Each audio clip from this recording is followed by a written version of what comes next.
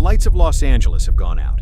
High along Mulholland Drive, where thick walls of trees rise like emerald fortresses, the scene lies in silence. Only the whisper of wind through the canyons and the soft golden glow spilling from a hidden screening room on the hillside remain. In that stillness, a lone figure stands: Jack Nicholson, the last living legend of Hollywood, the man who once made the world both enamored and terrified, with his devilish grin and eyes filled with madness. Few know that this mansion was once an arena of pleasure and sin, a place where alcohol, drugs, and desire blended into endless nights of decadence. It is said that nearly 2,000 women passed through its doors, and among them was one underage girl whose presence nearly brought serious charges upon Jack. Yet, that was only part of the truth. Nicholson was the undisputed ruler of this secret world, possessing his own private supply, the purest stimulant imaginable, reserved only for those privileged enough to ascend to the upper floor of the house. So, what secrets still lie hidden inside Jack Nicholson's mansion? Truths the public has never been told. Let's uncover the answer in today's video. Jack Nicholson was born in 1937 in Neptune, New Jersey, a small seaside town that seemed peaceful on the surface, yet hid one of the strangest family secrets in all of Hollywood. Throughout his childhood, Jack believed he lived with his mother and sister. But the truth was far crueler. The woman he called mother was actually his grandmother, and his sister June was, in fact, his biological mother. That secret was only exposed nearly 40 years later, when Time magazine uncovered it in a 1974 article, turning Jack's childhood into a perfectly staged lie, in which he himself was the unsuspecting victim. At 17, carrying within him a vague dream and a quiet rebellion, Jack left New Jersey for California, the land where the lights of the movie studios burned all night, as if defying reality itself. He started at the very bottom at the Hanna-Barbera animation studio, making coffee and running papers by day, then sketching characters in his notebook by night, convinced that one day he would become an artist. The turning point came when, in order to avoid the draft, Nicholson joined the California Air National Guard, and from that moment, he began living two parallel lives. By day, he wore the disciplined uniform of the military. By night, he became a dreamer, consumed by the glow of the stage lights, tirelessly practicing his acting in cramped rooms, where the scent of sweat mixed with the smell of ambition. His first real break came with the low-budget film, The Crybaby Killer, rough and unrefined. But it was through that project that Jack discovered his true passion, the thrill of living many lives. Throughout the 1960s, he drifted from one B-movie to another, acting, writing screenplays, and learning to direct, patiently sharpening both his instincts and his craft with every small role.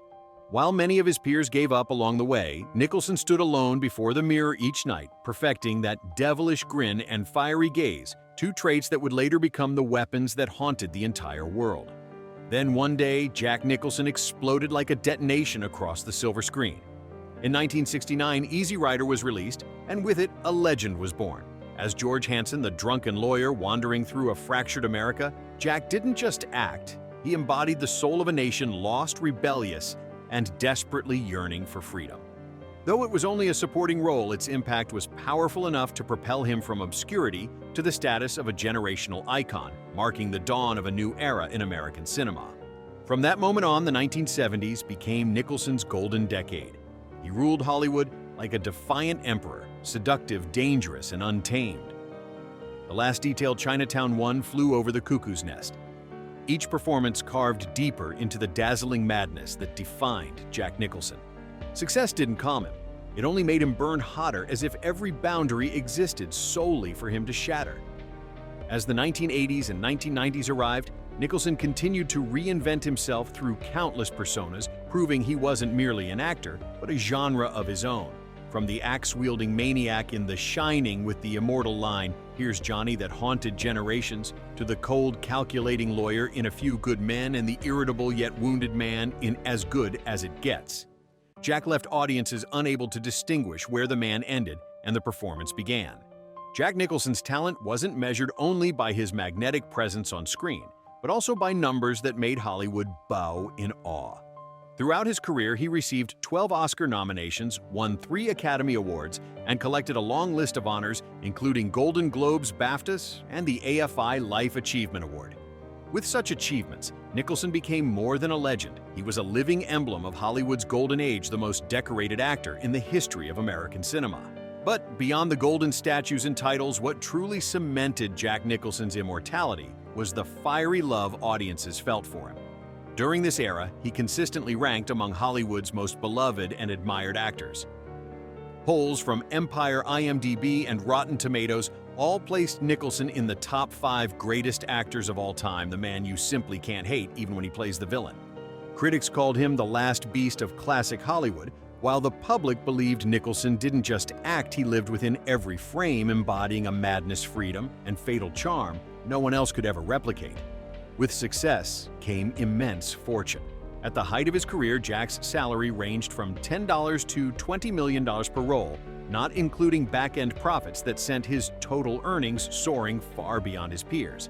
He amassed an estimated net worth of over $400 million with luxurious estates stretching from Beverly Hills to Malibu to Hawaii, along with a priceless collection of Picasso paintings, classic cars, and rare antiques worth hundreds of millions more. But the wealthier he became, the deeper he sank into endless nights of parties, drugs, and affairs, where glittering lights gradually blurred the line between genius and depravity. In 1994, Jack Nicholson began revealing the terrifying dark side that fame had long concealed. Over something as trivial as being cut off by another driver, he jumped out of his car in the middle of a Los Angeles street and smashed the windshield of the other vehicle with a golf club. The act sparked public outrage, exposing his arrogance and his delusional belief that fame placed him above the law. The incident was settled with a $500,000 payout, but from that moment, the aura surrounding Jack Nicholson began to crack. Behind the brilliance stood a man intoxicated by power, willing to trade morality for the thrill of dominance. Not long after, in 1996, Nicholson was caught in a scandal that shook Hollywood, a lawsuit filed by Catherine Sheehan, a sex worker. Sheehan claimed that Nicholson had invited her and a friend to his home, promising to pay each of them $1,000 for a private evening. But when she asked for payment, his anger spiraled out of control. He allegedly assaulted her, causing serious injuries before throwing her out of the house. Sheehan was hospitalized with head trauma, impaired vision, and lasting psychological damage. The case was quietly settled for $33,000, a small amount, compared to Nicholson's vast fortune. Yet it left an indelible stain, marking the beginning of an unending series of sexual scandals that would shadow his career. After the Sheehan incident, a wave of allegations followed: harassment, verbal abuse, violent outbursts, and acts that crossed every boundary. Women were warned to keep their distance, while colleagues whispered that Jack treats desire like a sport, a power game where only he knew the rules. Several co-stars, including Gina Davis, recalled how he sent explicit messages and made crude remarks right on set. Kim Basinger even described Nicholson as the most sexually driven man she had ever met. People began calling him the last beast of Hollywood's golden age, a man living between seduction and cruelty, someone who made women ache with desire, yet tremble with fear. And yet Nicholson never denied any of it. He turned himself into the very embodiment of the predator, a man who lived to conquer, who saw women as fuel for his creative instincts. In interviews, he often flashed that half-sneer, half-confession smile, a smile that sent shivers through Hollywood. According to Vanity Fair, friends claimed that Jack was never alone for more than 2 nights, and that more than 2,000 women had passed through his life, a number he himself regarded as proof of his unmatched allure and dominance. For Nicholson, sex was never merely a desire, it was the language of power. Violence, desire, and power, the 3 forces that had always coexisted within him. And soon enough, drugs and alcohol joined the game. Jack Nicholson was addicted to pushing boundaries, addicted to that suspended state between clarity and madness. During the 1970s and 1980s, when Hollywood was drenched in smoke, white powder, and indulgence, Nicholson stood at the very center of every party. People used to say, where there's laughter and the smell of weed, there's Jack Nicholson. He drank as if it were air-snorted cocaine, as though trying to rediscover himself, and experimented with everything marijuana, LSD, and any substance capable of erasing the line between reality and hallucination. To Jack, drugs weren't sins, they were the catalyst of creation. Yet that very freedom consumed him from within, dissolving the boundary between the genius and the madman he carried inside. And it all began with the $100 million mansion on Mulholland Drive, the place where Jack Nicholson orchestrated his endless nights of smoke whiskey and women who drifted through his life like mirages under golden light. while he himself slowly vanished into the intoxication of power he had built. Hidden deep along the winding slopes of Mulholland Drive, the mansion Jack bought in 1973 gradually became his private fortress in the heart of Hollywood. He expanded the estate-built steel fences and planted towering walls of greenery to shut himself off completely from the outside world. In 2005, he even purchased the neighboring home of Marlon Brando, only to demolish it just to preserve his view and absolute privacy. But this wasn't a sanctuary for rest. It was a hiding place, a place untouched by light where sin was born, nurtured, and destined to live forever under the name Jack Nicholson. The press called it the wildest house in Hollywood, while insiders whispered, if there's music, smoke, and beautiful women, Jack is there. The all-night parties on Mulholland Drive became so infamous that Hollywood collectively referred to the mansion as the paradise of pleasure. Tuesday Weld, who attended more than once, recalled with a trembling voice. Nights at Mulholland began with laughter and ended in silence. Liquor flowed like rivers, cocaine floated in the air, and the music cut through the night without pause. Movie stars, models, and powerful directors crossed those doors to shed their masks, forget fame, abandon morality, leaving only raw instinct and intoxicated abandon. When the clock passed midnight, the music slowed, the lights dimmed, and what happened after that, no one ever dared to describe in words. And it was in that suffocating darkness that in 1977, a crime that would shake Hollywood to its core took place. Roman Polanski, Nicholson's close friend and next-door neighbor, was accused of committing a horrific act involving an underage girl. According to the investigation, Polanski had been given permission that day to use the mansion for an artistic photo shoot. That evening, Angelica Houston, Nicholson's girlfriend at the time, was the first to return home. In her testimony, she recalled that Polanski opened the door looking visibly flustered, while the young girl Samantha Gailey appeared, dazed, silent, and distant, as if she had just awakened from a trance. Only days later, the truth emerged. Polanski had given the girl alcohol and sedatives before crossing the line. When police raided the mansion, they found half-finished glasses of wine, empty pill bottles, and an upstairs bedroom still thick with the scent of perfume. The mansion, once dubbed Hollywood's Temple of Pleasure, had now become the scene of one of the century's most infamous scandals. Reporters swarmed the estate, and camera crews camped outside the gates of Mulholland Drive for weeks. Both the Los Angeles Times and Time magazine called it the house where Hollywood lost its soul. Public outrage erupted. How could such a crime happen inside Jack Nicholson's home, the same place that had hosted the city's most lavish and notorious parties? When summoned for questioning, Nicholson was not charged, but he couldn't escape the wave of suspicion. He was briefly detained for investigation before being declared innocent. Still, his name would forever remain tied to the incident like a shadow that could never be detached. Polanski, meanwhile, after admitting his crime, fled the United States before sentencing and has lived in exile ever since. But that scandal was only one of many secrets buried within the Mulholland Drive mansion. The house insiders claimed was divided into two realms of indulgence known as the upper room drugs and the lower room drugs. Within Nicholson's private kingdom of pleasure, a dark ritual was said to exist. The upper floor, reserved for the premium supply, the purest cocaine accessible only to Nicholson and his inner circle. The lower floor was a playground for guests, those who came seeking the sensation of losing their souls amid white smoke and bodies intertwined. And deeper still lay a hidden chamber. Unlike the rest of the house, it had no windows, its walls draped in soundproof black velvet and dim red lights glowing like coagulated blood across the room. The few guests ever invited inside described the atmosphere as heavy, suspended between ecstasy and madness. And there in the center, Nicholson would sit silently smoking, slowly watching everything unfold like a fallen god. Beyond Mulholland Drive, Jack Nicholson also owned a sprawling 70-acre estate in Malibu, a coastal sanctuary he purchased in 1977, seeking refuge from the blinding lights and endless noise of Hollywood. The Malibu ranch sat secluded among the dry, rolling hills facing the Pacific Ocean, where morning fog blanketed the ground and sea winds whipped against the old wooden walls. Here there was no smoke, no music, no strangers coming and going, only the steady rhythm of waves breaking against the cliffs and the whispering wind weaving through rows of pine trees. The house itself was built in the classic ranch style, simple low, and stretched along the slope with weathered brown tiles and wide glass windows opening to the vast blue sky. On the property, Nicholson added a swimming pool, a tennis court, a cave-like spa, and winding trails that led to a horse stable. The entire estate was wrapped in trees and ocean breeze, creating an atmosphere of almost sacred tranquility. Locals say that now in his 80s, Jack Nicholson still chooses to live quietly by the Malibu shore, far from the spotlight that had followed him for half a century. After decades of triumph, chaos, and glory, Malibu has become the one place where he seems to have finally found the peace he never knew.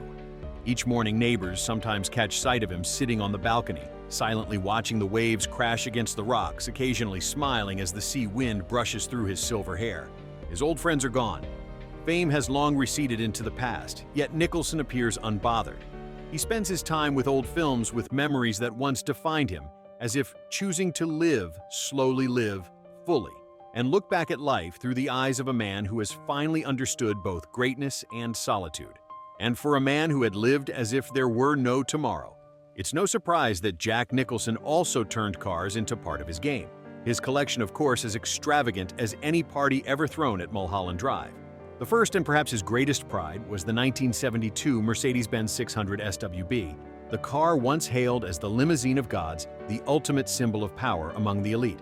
Fewer than 2,000 were ever built, and Nicholson owned one of the rare units custom-ordered from Los Angeles. He often drove it to film premieres or the private parties of Warren Beatty, Dennis Hopper, and Roman Polanski. The interior was lined with Connolly leather, its doors operated by hydraulic systems, a futuristic luxury, and the back seat which Jack jokingly called his mobile throne. Those who knew him said he had a ritual, pouring himself a small glass of whiskey before turning on the ignition, so every ride has a taste of intoxication. As he reached middle age and his fame soared to its peak, Jack switched to the Bentley Mulsanne extended wheelbase, a smooth, elegant sedan almost at odds with his wild reputation. He bought it in the late 1990s after winning his third Oscar, and used it only for special occasions, award ceremonies, business meetings, or taking his lovers down Sunset Boulevard. Notably, he once ordered the entire audio system replaced with a vintage Macintosh setup, just as he said, to make jazz sound right on Malibu nights. Yet the car Nicholson cherished most wasn't the flashiest one, but his silver blue Range Rover Classic, his faithful companion through the quiet years in Malibu. Old but steady, it was often seen cruising along the Pacific Coast Highway with Jack behind the wheel, his silver hair blowing freely in the ocean breeze. On the passenger seat, there was always a fedora and a few old blues CDs. Once, a neighbor saw him pull over by the sea, murmuring a line from The Shining before bursting into laughter, as if he were still performing, only without an audience. For Jack Nicholson, cars were never just machines, they were extensions of himself, powerful, proud, reckless, and solitary. The Mercedes was power, the Bentley was prestige, and the Range Rover was freedom. Each car represented a chapter of his life, piecing together the portrait of a man who once drove all of Hollywood to the rhythm of his own madness. And now, as the engines lie silent, only the metal bodies remain under the Malibu sun, quietly holding the echoes of a glorious era when Jack Nicholson lived as if the world had been created solely for him. But few know that amid a life drenched in noise whiskey and Hollywood lights, Jack Nicholson kept a private corner of silence, a space that belonged only to him and to art. Behind the thick walls of his lavish estates, there lies a hidden artistic treasure that even the most seasoned collectors admire. For more than half a century, Nicholson quietly built a collection of paintings and sculptures valued at over $150 million, enough to make him one of the largest private art collectors in Hollywood. His passion began in the 1960s when Jack was still a struggling young actor living in a small Laurel Canyon apartment. Instead of splurging on cars or parties, he spent his modest earnings on obscure artworks, a few Picasso prints, a small Modigliani, or a rough Matisse sketch he bought, simply because it made me feel awake. Over the years, his collection grew to cover his walls with names that any museum would envy: Picasso, Monet, Matisse, Modigliani, Degas, Magritte, Botero, even a sculpture by Rodin. What made it remarkable was that, to Nicholson, art was never an investment. It was his spiritual inheritance, his way of preserving the last fragments of purity amid a life of chaos. In a rare interview, he once said, "Movies gave me fame, but paintings gave me silence." And perhaps in his Malibu mansion at night, surrounded by the sound of the waves and the weight of darkness. It is those paintings that still speak to him in a language beyond words. Today, even as the spotlight fades and passion wanes, one thing still remains with Jack Nicholson: a colossal fortune, as immense as the legendary shadow he cast over Hollywood's history. Throughout his decades-long career, Jack Nicholson didn't just earn money through acting. he built a silent empire of wealth through real estate art and shrewd business deals. As of now, his net worth is estimated at around $400 million, making Nicholson one of the richest and most powerful actors in the history of Hollywood. What set Jack Nicholson apart from his contemporaries wasn't the size of his paychecks, but his strategic behind-the-scenes deals arrangements few actors of his time were savvy or bold enough to negotiate. For One Flew Over the Cuckoo's Nest, instead of taking a large fixed salary, Jack opted for 15% of the film's global revenue. A risky move at the time, but one that ultimately earned him tens of millions when the film became a cultural phenomenon and swept the Oscars that year. Then, in 1989, when he took on the role of the Joker in Tim Burton's Batman, Nicholson made another unconventional choice. Rather than demanding his usual massive salary, he accepted a modest $6 million in exchange for a percentage of box office profits, image rights, and merchandise sales, including toys, t-shirts, and posters. The film became a global sensation, grossing over $400 million, and Nicholson's back-end earnings were estimated between $60 and $90 million, an unprecedented payout at the time. Industry insiders hailed it as the golden deal of the century, while investors called Nicholson the pioneer of the artist studio profit-sharing model, paving the way for future megastars like Tom Cruise and Robert Downey Jr. Beyond those masterful negotiations, Nicholson also continues to earn residual income from syndication, television rebroadcasts, and digital rights. Thanks to his iconic status and intelligent contracts, he still receives steady royalties every year for classics like The Shining, As Good as It Gets, and A Few Good Men, even after having stepped away from the screen for nearly 2 decades. But Nicholson never put all his eggs in the Hollywood basket. He invested heavily in art beginning in the 1960s when he was still a struggling young actor. He started collecting works by Picasso, Monet, Matisse, and other renowned artists. Today, his collection of paintings and sculptures is valued at around $150 million. Alongside art, real estate has remained one of his greatest passions. Beyond his famed Mulholland Drive and Malibu properties, he owns numerous estates stretching from Santa Monica to the shores of Kailua, securing his reputation as Hollywood's real estate king. Beyond being a cinematic legend, Jack Nicholson also stands out as one of the shrewdest investors ever to emerge from the film industry. In the 1990s, he began channeling money into stocks and art funds, a financial realm virtually unknown to Hollywood at the time. His sharp instincts and acute sense of timing allowed him not only to preserve his wealth, but to expand it through decades of economic fluctuation. At the same time, he invested in independent film projects, partly to support young filmmakers and partly to profit from small productions that unexpectedly turned into critical or commercial successes. Jack Nicholson's life is a testament to the seamless fusion of artistic talent and strategic intelligence. While many stars lived only for the spotlight, he found ways to convert fame into tangible, lasting wealth, land art, and smart contracts, ensuring that even when the camera stopped rolling, his value kept growing and his name continued to resonate like an immortal brand. For over half a century, Jack Nicholson's name has embodied the image of a proud, rebellious man, the symbol of Hollywood's wild, decadent, and dangerously seductive spirit. Yet behind that mask of devilish laughter lies another Jack, quiet, contemplative, and quietly kind, as though in the twilight of his life he is seeking redemption for the sins of his own legend. Nicholson was never one to flaunt his generosity. There are no charitable foundations bearing his name, no campaigns built to advertise his good deeds. He chose to work quietly behind the scenes, far from cameras and flashing lights, reaching out only to those who truly needed help. Friends have said that whenever Jack heard of an accident, a rare illness, or a personal tragedy, he would find a way to assist privately, believing that helping the right person is all that matters. One of the causes closest to Jack Nicholson's heart has long been the Elizabeth Glaser Pediatric AIDS Foundation, a charity founded by the wife of actor Paul Michael Glaser after losing her child to the disease. In the 1990s, when AIDS was still deeply stigmatized and considered the disease no one dared to touch, Jack quietly donated hundreds of thousands of dollars, participated in fundraising events, and even visited care centers unannounced. Nicholson also became a devoted supporter of the Hole in the Wall Gang Camp, a summer camp for seriously ill children founded by Paul Newman.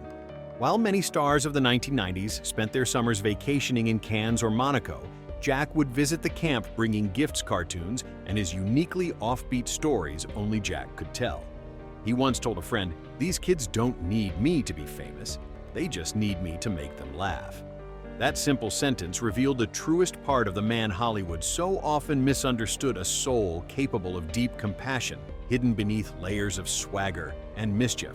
His kindness extended beyond global charities to his own city of Los Angeles, the place he called home for life. He quietly donated to the families of fallen police officers, funded scholarships for their children, and supported rehabilitation programs for American veterans. Though he had once joined the Air National Guard merely to avoid being drafted, Jack carried a lifelong respect for those who had truly served. Now in his 80s, as his health declines and the stage lights have long gone dim, Jack Nicholson continues to send regular donations to the organizations he once supported.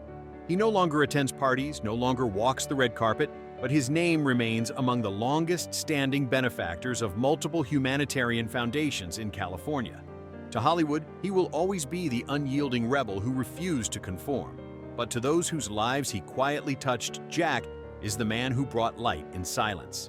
Perhaps it is in that very silence that Jack Nicholson finally rediscovered the human part of himself, the part once buried beneath a lifetime of power, pleasure, and madness. And perhaps it is those quiet, unseen acts of kindness that became his truest performance, a role played not for applause, but simply to be human.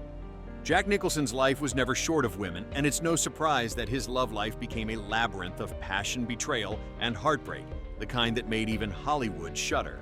He married actress Sandra Knight in 1962 when his career was just beginning to rise. A year later, their daughter Jennifer was born, while Jack was still struggling to carve out a place for himself in Hollywood's ruthless world. The marriage dissolved in 1968, the same year his fame began to erupt. Years later, Jack would admit that ambition had devoured his sense of fatherhood. "Children give your life resonance," he once said. "But I wasn't always there for them in the way I wanted to be." The woman most deeply intertwined with his life was Anjelica Huston, a relationship that spanned nearly 2 decades, 1973-1990, a union between Hollywood royalty and a bohemian spirit.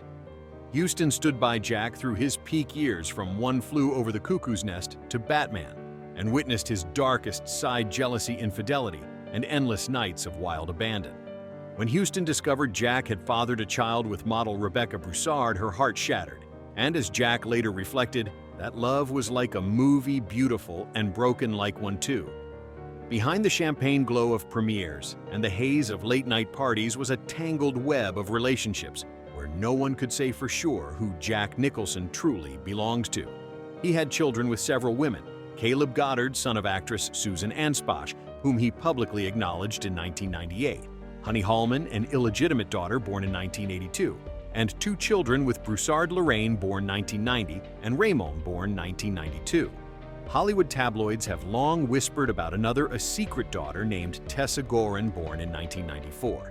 Nicholson has never publicly confirmed it, though insiders claim he has quietly supported her throughout her life. By the 1990s, Jack was still known as the last playboy of classic Hollywood, the man whose every move the tabloids obsessed over. He dated Lara Flynn Boyle, was spotted alongside Kate Moss at private Beverly Hills parties, and was linked to Paz de la Huerta. Each time his name hit the headlines, no one could tell whether it was for a new role or another fleeting affair, because for Jack, the line between film and life never truly existed. And yet, amid all the scandals, Jack preserved what he called his inner circle, a kind of open family where ex-lovers, children, and friends still gathered for warm dinners at the Mulholland Drive mansion. It was a strange, chaotic structure, but one that somehow worked, much like the characters he once portrayed: complicated, unpredictable, but impossible to despise. Now at 87, Jack Nicholson, the man who once made Hollywood tremble, has chosen to retreat from the lights. The wild parties are over, the whiskey laughter long gone. He lives quietly within his home, surrounded by walls lined with priceless paintings and the memories of a brilliant, untamed life. After more than half a century in film, he has not returned to the screen since How Do You Know 2010. Occasionally, he is seen in fleeting public appearances. His close friend Danny DeVito once said, "Jack's fine. He just isn't interested in crowds anymore." But other sources tell a different story, that Jack has slowed down, that his memory is fading, and that he rarely leaves his home. The media calls him the last ghost of classic Hollywood, living in a closed world where every sound from outside dies quietly behind the iron gates. As the days pass, Jack seems to have found joy in stillness, painting, watching the LA Lakers from his old sofa, chatting with friends and his children. His daughter Lorraine Nicholson occasionally shares rare glimpses of him, a quiet smile, a dimmed gaze that still carries a flicker of that mischievous spark from the immortal madman he once was. No one knows the exact state of his health, only that Jack appears to be directing the ending of his own story, without tragedy, without spectacle, just the silence of a man who once made the entire world fall silent to watch him. "I've never been afraid of loneliness," Jack once said, but what's frightening is the thought that one day the world will keep turning and I won't be in it. And perhaps right now he is living in that silence where the old brilliance slowly fades, but the flame of Hollywood has not yet gone out. A legend who has walked through it all, fame, desire, and sin. This is Jack Nicholson, the last madman of classic Hollywood, a man who lived his life like a film that never truly ended. If his journey makes you both admire and shiver, hit like, subscribe, and share this story, because legends may grow old, but their marks on history never fade.